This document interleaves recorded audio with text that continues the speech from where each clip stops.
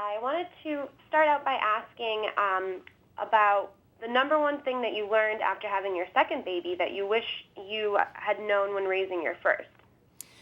I think the most important thing for any new mom and for myself was learning to ask for help. I think I really felt with my first baby that I had to, be super mom and show that I had everything under control.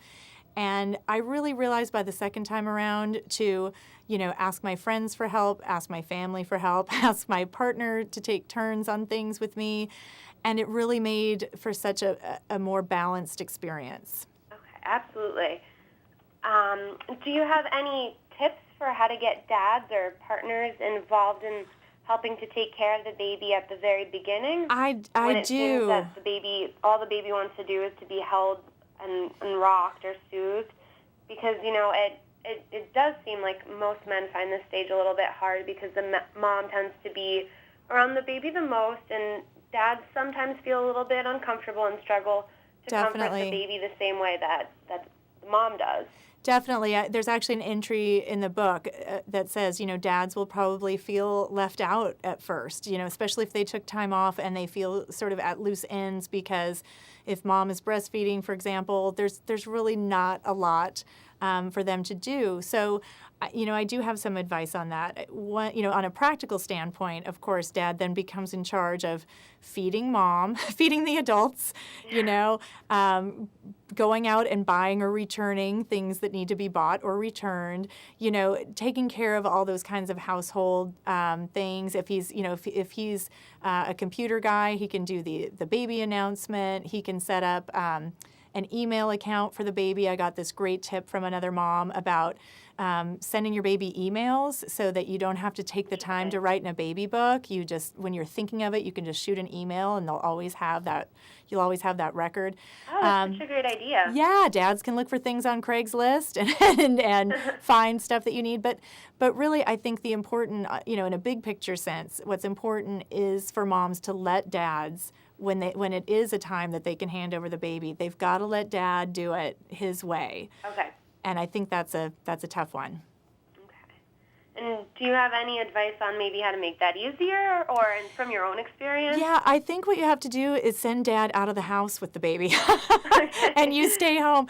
Because really, I do think new moms tend to say, no, she likes it this way. No, you need to use this blanket, not that blanket. Okay. And, if dad can get a little bit of separation and learn and bond and make up silly things on his own, I think that's great for both of you and for the baby. Yeah, absolutely. Do you have any advice for dealing with family, maybe grandparents that want to help out but may not do things the same way that you do them with the baby? Oh man, it's hard to take the advice from your own parents. It's funny. If you read it in a book, you might think, oh yeah, that's good advice. And if your parents tell it to you, you think, wait a minute, I know what I'm doing. Well, I think it's great if you're lucky enough to have, your own parents who want to come and help. Absolutely.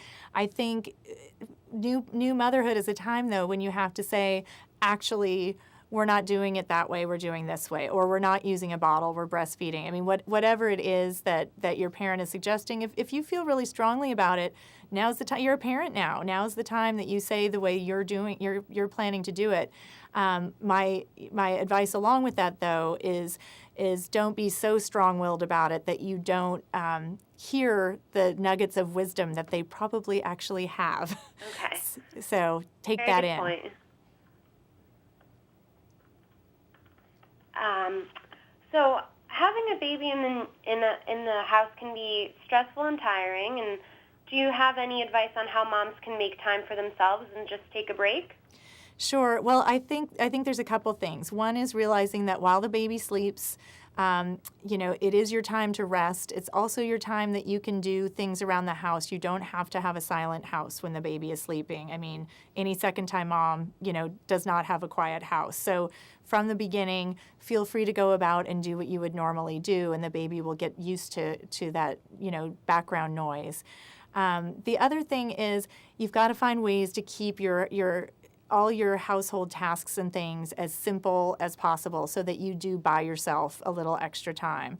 I mean, things like Offering bottles cold if your baby's taking bottles instead of warming them up is a great way to save a little bit of time. Okay. Washing all your family's laundry together rather than doing a separate baby load is a great way to save a little time and money. And like all free clear is great for baby sensitive skin, but it's also good for the whole family. And you do not need to be doing another load of laundry if you don't have to. And just realizing that even if there's tasks around you to be done, if you need a break, you've got to learn to just tune all that out and, take your bubble bath, read your magazine, call a friend who you love, do something for you that isn't work, for a few minutes. Okay. And are there any products or toys and furniture that you really need in the first few weeks? And what can you skip? You can skip almost everything. I mean, really, I have a list in the book of what you need to bring your newborn home, and really, it's the car seat, a package of onesies, some diapers and wipes, and a place for the baby to sleep. I mean, that is literally all you need. Everything else is an extra. Now, there's helpful extras, okay, but you don't have to buy them all. I'm a big fan of owning a baby carrier. I loved the Bjorn. Everybody's got their own one that they love. Okay. I find that one of those little vibrating seats is great, because you can move it to different places around the house. And for mom has got to have a really good telephone headset because she will never have her hands free again, and a really good insulated coffee mug because she will otherwise never drink a cup of hot coffee again. Oh, so I think those are must-haves for mom. Okay.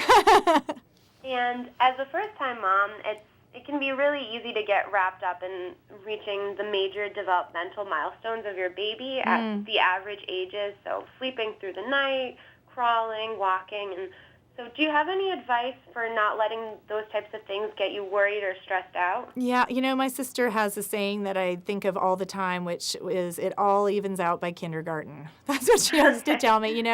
They're off the charts tall, they're off the charts small, they crawled early, they crawled late. When they show up for kindergarten, you can't tell one from the other, and they're all happy, healthy kids. So people will compare their kids to yours.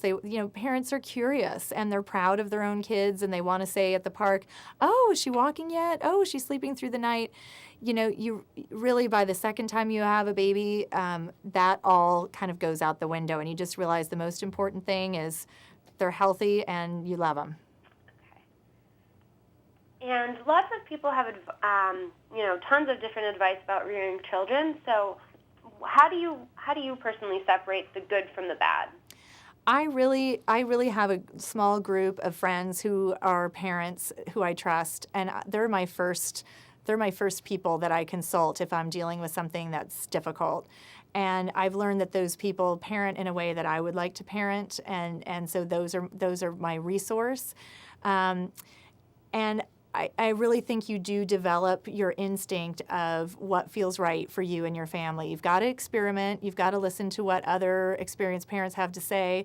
But if it doesn't work for you, or it doesn't sound like something you want to do, you've got to let it go. You're allowed to make those decisions now. And at our online forum at facebook.com/alllaundry, I would love to hear how people are finding those resources for advice and what they can share with others. I'm really passionate about parents helping other parents, and I'd love to see that community grow. Okay. And do you have any parting advice, anything that we didn't touch on that you'd like to share with parents who are expecting their second child?